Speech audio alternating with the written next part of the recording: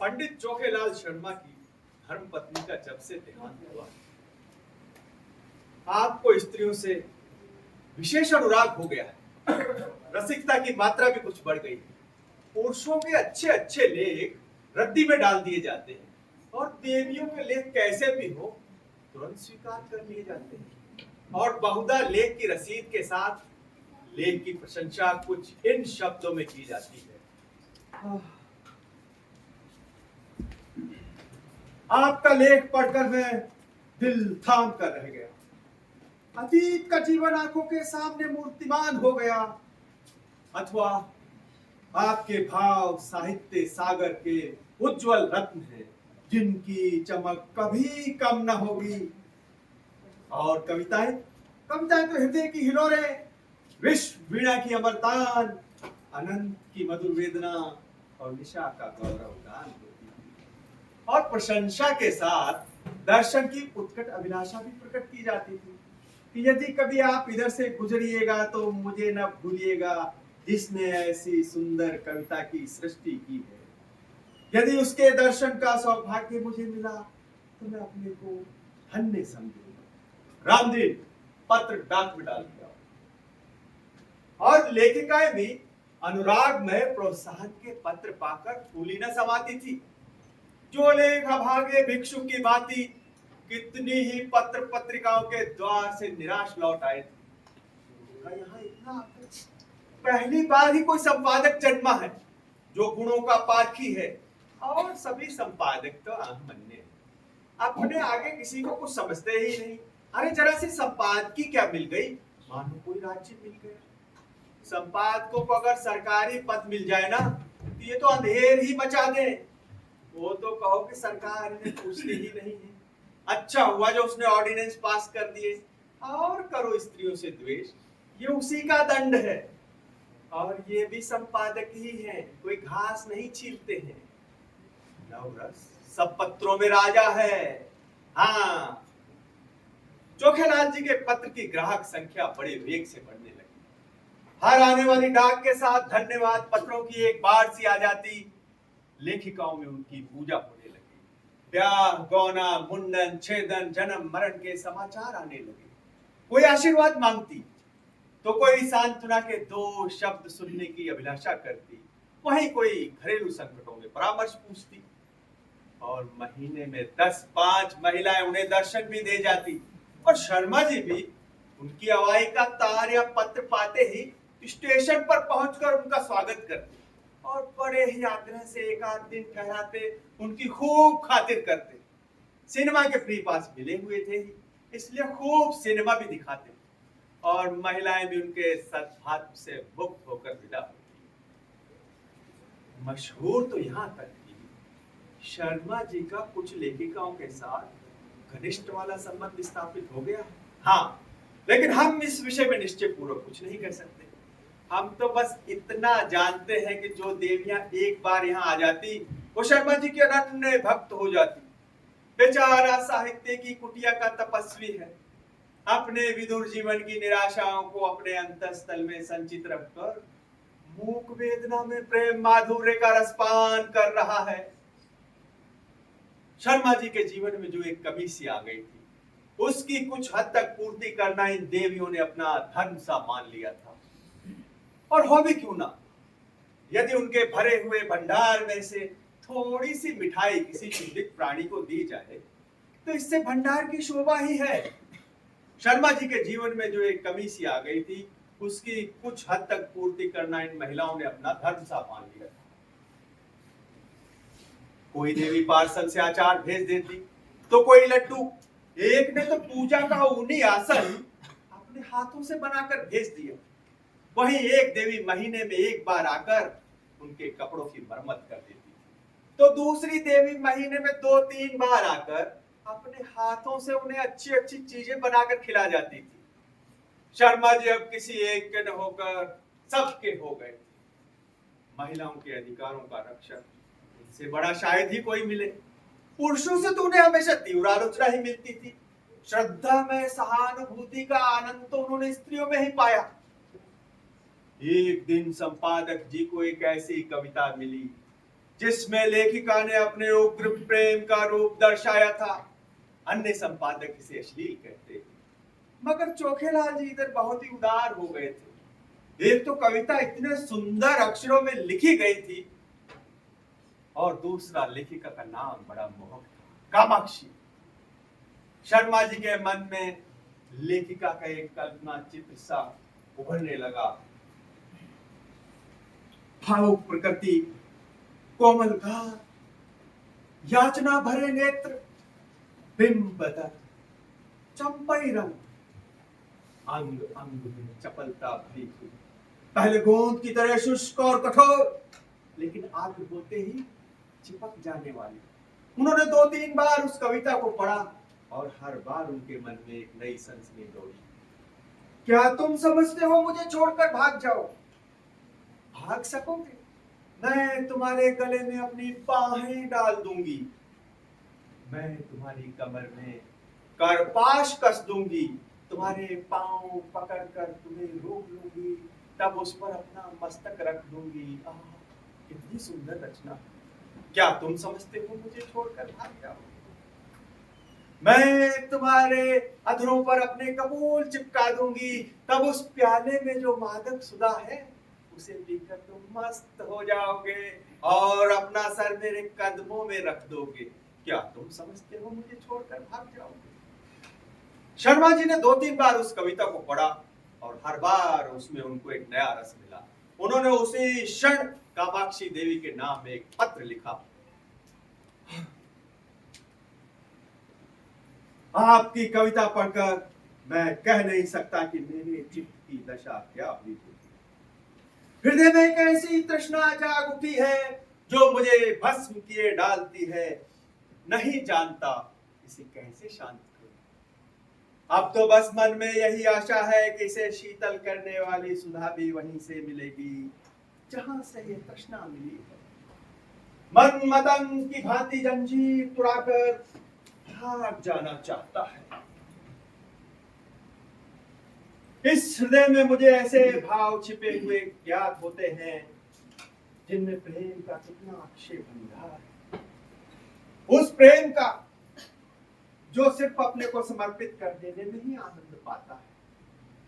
मैं आपसे सत्य कहता हूं, मैंने ऐसी कविता आज दिन तक नहीं पढ़ी। इसने मेरे अंदर एक तूफान सा उठा दिया है जो मेरी विदुर शांति को छिन्न भिन्न किए डालता है। आपने एक गरीब की फूस की झोपड़ी में आग लगा दी। मन यह स्वीकार ही नहीं करता कि यह तो केवल एक विनोद क्रीड़ा है। मैं इसे अपना परम सौभाग्य समझूंगा अगर आपके दर्शन का सौभाग्य पा सकूं। यह कुटिया अनुराग की भेंट के लिए आपका स्वागत करने को तड़प रही है। सब प्रेम। राम दिन पत्र डाक में डालूंगा। तीसरे ही दिन उत्तर आ गया। कामाक्षी ने बड़े ही भावुकतापूर्ण शब्दों में कृतज्ञता प्रकट की थी और अपने आने की तिथि बताई थी। कामाक्षी, आज कामाक्षी का शुभागमन। शर्मा जी ने भी प्रातः काल हजामत बनवाई, साबुन और बेसन से स्नान किया, महीन खद्दर की धोती, कोकटी का ढीला चुन्नटदार कुर्ता और मलाई के रंग की रेशमी चादर। इस ठाठ से आकर कार्यालय में बैठे कि सारा दफ्तर गमक उठा और दफ्तर की भी खूब सफाई करवा दी गई थी। बरामदे में गमले रखवा दिए गए थे, मेज पर गुलदस्ते सजा दिए गए थे। गाड़ी ठीक 9 बजे आती और अभी 8:30 बजे, 9:30 बजे तक यहाँ पहुंच जाएगी। मगर इस परेशानी में कोई काम ही नहीं हो पा रहा है। शर्मा जी बार बार घड़ी की ओर ताकते हैं, फिर आईने में अपनी सूरत देखते हैं और कमरे में टहलने लग जाते हैं। कामाक्षी, कामाक्षी, कामाक्षी, कामाक्षी आ रही है। सफेद बाल, शर्मा जी, इन सफेद बालों का कुछ करो, कैंची भी नहीं मिल रही है। इस वक्त इन्हें उखाड़ फेंकने का कोई साधन उपलब्ध नहीं, कोई हर्ज नहीं। इससे तो रंग कुछ और ज्यादा जमेगा। प्रेम जब श्रद्धा के साथ आता है तब वो ऐसा मेहमान हो जाता है जो अपने साथ उपहार लेकर आता है। अरे युवकों का प्रेम तो खर्चीली वस्तु है। इसके उलट महात्मा या महात्मापन के करीब पहुंचे हुए लोगों को प्रेम कुछ और ही दे जाता है। जो रंग युवक बहुमूल्य उपहारों से जमाते हैं, ये महात्मा या महात्मा लोग केवल आशीर्वाद से जमा लेते हैं। ठीक 9:30 बजे चपरासी ने आकर एक कार्ड दिया, लिखा था कामाक्षी। शर्मा जी ने उसे प्रसन्नता पूर्वक देवी जी को अंदर लाने की अनुमति दी। एक बार फिर आईने में अपनी सूरत देखी और एक मोटी सी पुस्तक उठाकर पढ़ने लगे। मानो स्वाध्याय में तन्मय हो गए। एक ही क्षण में कामाक्षी ने कमरे में प्रवेश किया, मगर शर्मा जी को इसकी खबर तक न हुई। कामाक्षी डरते डरते उनके करीब आ गई। तब शर्मा जी ने चौंक कर सर उठाया, मानो समाधि से जाग गए। आइए आइए, और कामाक्षी का स्वागत किया। बैठिए। मगर ये वो मूर्ति न थी जिसकी उन्होंने कल्पना कर रखी थी। ये तो काली मोटी अधेड़ और चंचल औरत है, जो शर्मा जी को ऐसे घूर रही थी मानो पी ही जाएगी। शर्मा जी का सारा उत्साह, सारा अनुराग ठंडा पड़ गया। महीने भर से वो जो मन की मिठाइयां खा रहे थे, वो पेट में शूल की भांति चुभने लगी। कुछ कहते सुनते न बना। बस इतना ही बोले कि संपादकों का जीवन तो पशु तुल्य होता है, सर उठाने का समय ही नहीं मिलता है। उस पर कार्य अधिक से आजकल मेरा स्वास्थ्य भी बिगड़ रहा है। रात ही से सर दर्द से बेचैन हूं। अब आपकी क्या खातिर करूं? कामाक्षी के हाथ में एक मोटा सा पुलिंदा, उसे मेज पर पटक कर रुमाल से अपना मुंह पोंछकर बड़े ही मृदु स्वर में बोली, ये तो आपने बड़ी ही बुरी खबर सुनाई जी। मैं तो अपनी सहेली से मिलने जा रही थी, सोचा रास्ते में आपके भी दर्शन करती चलूं, लेकिन जब आपका स्वास्थ्य ही ठीक नहीं है तो भला मैं आपको छोड़कर कैसे जा सकती हूँ? मुझे अब कुछ दिन यहाँ रहकर आपका स्वास्थ्य सुधारना होगा, और हाँ, मैं संपादन कार्य में भी आपकी मदद करूंगी।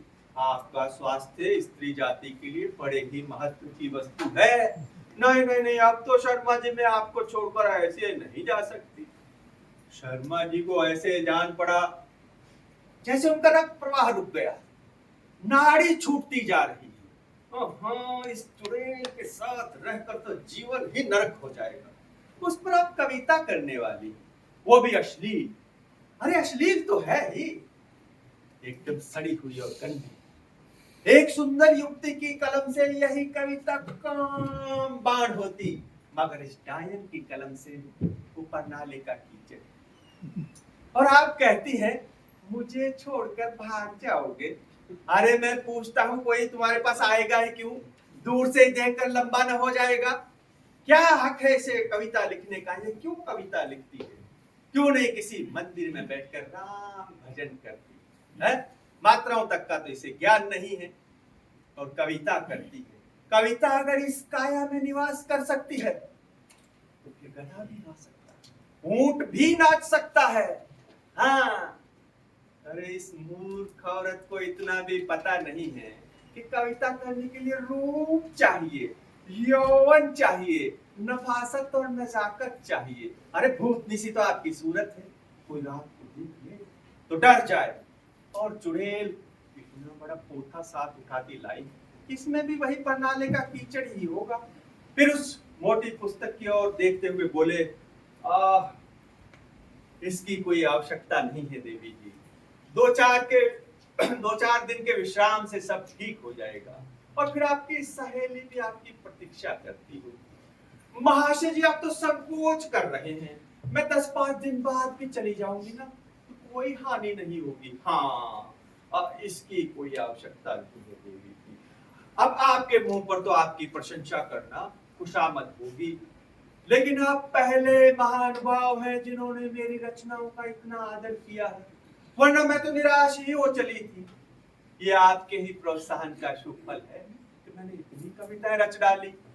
अब इनमें से जो भी पसंद हो आप रख लीजिए। और हाँ, मैंने ड्रामा भी लिखना शुरू कर दिया है, उसे भी शीघ्र ही आपकी सेवा में प्रस्तुत करूंगी। कहिए तो 2-4 कविताएं सुनाऊं आपको। ऐसा अवसर फिर मुझे कब मिलेगा? हाँ, ये तो नहीं जानती कि कैसी लिखी है, लेकिन आपको खूब पसंद आएंगी। बिल्कुल उसी रंग की है। और उसने अनुमति की भी प्रतीक्षा नहीं की और एक मोटी पुस्तक उठाकर कविता सुनाने लगी। शर्मा जी को ऐसे जान पड़ा जैसे कोई भिगो भिगो कर जूते मार रहा। कई बार उन्हें मतली आ गई, जैसे 1000 गधे एक साथ कान के पास खड़े होकर स्वर अलाप रहे। हालांकि कामाक्षी के स्वर में कोयल सा माधुर्य था, लेकिन शर्मा जी को वह भी इस समय अप्रिय लग रहा था। सर में सचमुच दर्द होने लगा था। ओहो, ये गधी टलेगी भी या यूं ही मेरा सर खाती रहेगी। अरे इसे मेरा चेहरा देखकर भी मेरे मनोभाव का ज्ञान नहीं हो रहा है, और उस पर आप कविता करने वाली, वो भी एकदम अश्लील। अरे इस मुंह से तो महादेवी या श्वेता कुमार सुभद्रा कुमारी की कविताएं भी घृणा ही उत्पन्न करेंगी। आखिर रहा ना गया, बोले आपकी रचनाओं का क्या कहना, एक काम करिए, आप ये संग्रह यहीं छोड़ जाइए, अवकाश में पढ़ूंगा, इस समय तो बहुत सारा काम है। कामाक्षी ने दयाद होकर कहा, मुझे तो आप पर दया आती है शर्मा जी, इतना दुर्बल स्वास्थ्य होने पर भी आप कितना काम करते हैं जी, कृपा है आपकी। अच्छा कल तो आपको अवकाश रहेगा ना? दरअसल मैं अपना ड्रामा सुनाना चाहती थी और खेद है मुझे कल जरा प्रयाग जाना है। हाँ हाँ, तो कोई बात नहीं, मैं भी आपके साथ ही चलती हूँ, गाड़ी में सुनाती चलूंगी। हाँ बात दरअसल ये है कि अभी कुछ निश्चित नहीं है कि कौन सी गाड़ी से जाएं। अच्छा, और लौटेंगे कब तक, यह भी कुछ निश्चित नहीं है। और टेलीफोन पर जाकर बोले, हेलो नंबर 77। हाँ हाँ हाँ हाँ, जी जी जी जी, बिल्कुल बिल्कुल। बेचारी कामाक्षी।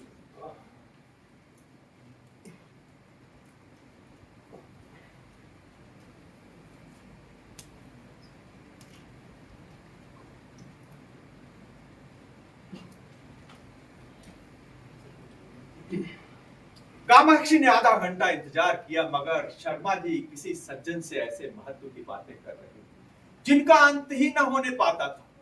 निराश होकर कामाक्षी ने विदा ली और शीघ्र ही फिर आने का वादा कर गई। शर्मा जी ने राहत की सांस ली।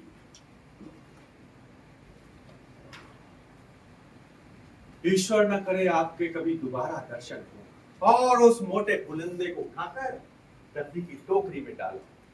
कितनी बेशर्म औरत, उल्टा कही, आज तो इसने सारा मजा ही किरकिरा कर दिया। फिर मैनेजर को बुलाकर कहा, मैनेजर मैनेजर। जी सर। कामाक्षी की कविता नहीं जाएगी। अरे सर लेकिन फार्म तो मशीन पर है। अरे तो उतार लो फार्म, कोई हर्ज नहीं, देर हो जाएगी सर। होने दीजिए, मगर कामाक्षी की कविता नहीं जाएगी।